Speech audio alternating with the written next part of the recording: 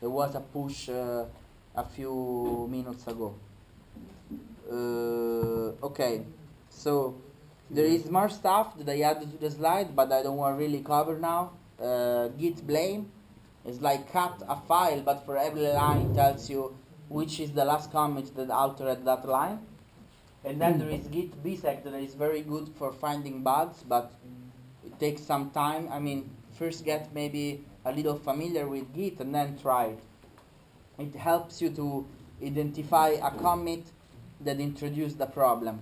You have to know a well-known commit where everything was working, a commit that is bad, and then you make your test and it will help you identify the problematic commit. And also here I added my git config line where I have like my username and I have my colors and I have this alias that I like too much. I call it superlog. We wondered what it was. Yeah, it's just like when you want to see the graph and you don't like graphical interface with git k. I like to have everything on the terminal, so I use this log -- graph -- all pretty one line decorate. Yeah, you want to copy it down, or I'll give you the slides later. It's just for beginners, git k is actually much more informative. Can you pull it up on the screen to show them? well, what? No, Git k? git k. Yeah. Ah, okay. I don't even know if I have it installed. Yes, I have it. So Yeah.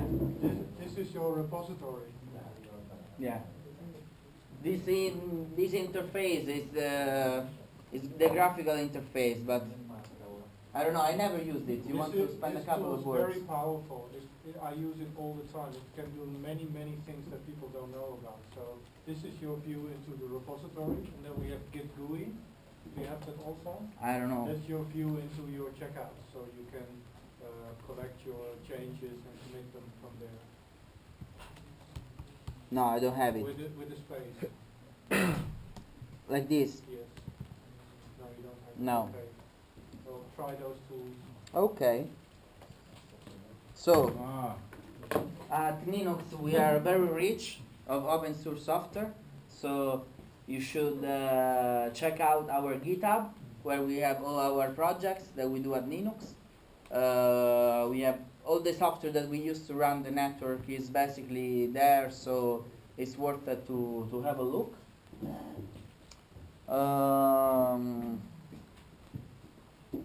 Questions if there is time, I don't know, or I'm finished. I got one question regarding the garbage collection. Mm-hmm. I don't fully understand. For example, if you do a git commit amend or you commit on non-referenced branches or whatever, that doesn't have any reference and will be collected at some point in time by garbage collector. Yeah, okay, if you do git gc, that is garbage collector, it will clean up. Right. Or sometime it will trigger it by itself. But this happened to me when I was working on the kernel that is very big. At some point I did a checkout and it started, oh, it's time for garbage collector, and okay, and it did it by itself. But I don't know too much. Right. About the unreferenced commits, it doesn't get rid of all of them because everything that's still in git reflog is still reachable. Yeah, So it's about 90 days until stuff gets deleted. But, so, if I don't do that, say I do a commit and say, fuck you all, and then change that commit log and say, oh, I love you all, everyone, and push that, will that wrong commit get pushed and... No, If you push something by, for example, most times something like a branch plus the branch is history. So if you have some invisible commits, it will normally not get pushed until you tell Git. There are some ways, I think, to tell Git to push more things like tags and stuff like this. So you could push it, but you must explicitly do it. Normally, if you're in a branch, you just put your current point where your head is plus the history. Right, so it doesn't push garbage by default? No, by default, no. If you want to push garbage and make a very big mess, you can try git push -- mirror. Right. And this will mirror the local repository to the remote. Even worse. Even worse, Ghost- if you do, Ghost- don't do it on the OSR repository, you will delete all our just work. one warning. Git mirror, the KDE project, I think a month ago nearly lost their main Git mirror and all of their copies because they had a file corruption on the central mirror, and the Git mirror just makes a file for file copy of this thing, and so they duplicated this file corruption on all of their redundant server infrastructure. Only And they, offline mirrors that they say. yeah, and they had a log that said, oh, what the hell is going on? And they discovered, okay, we still have a few copies left. They have backup, I suppose. No. Version backup. Well, I don't anyway, know. it's not important. We have the bus. Okay, things like this. 14 minutes, the bus will leave from the bus stop to the hackerspace. There are not that many buses going that way, Okay. because otherwise we have to go downtown and then out again. So I would like if you would follow me, like we leave here from 5 minutes. Is that possible? Okay. In 5 minutes. Yeah. 5 minutes we'll leave here. Take 5 the laptops minutes, and yeah.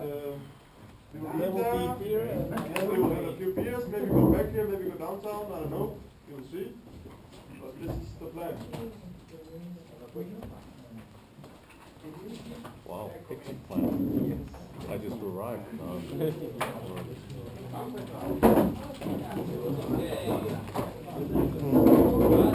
Und hier ist auch einen anderen Weg gekommen. Es war in den ersten Jahren war es ein sehr, sehr mächtiges und rohes Tool.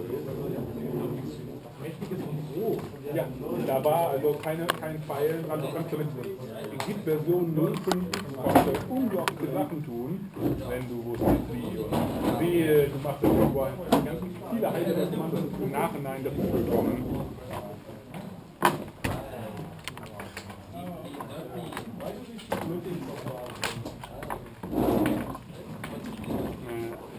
Weil es gibt, es gibt einen sehr lustigen, aber mittlerweile schon etwas veralteten Google Tech Talk, wo Linus Torvalds über Git redet. Das ist nicht für SVN und CVS-Fans, aber es ist lustig. Ja.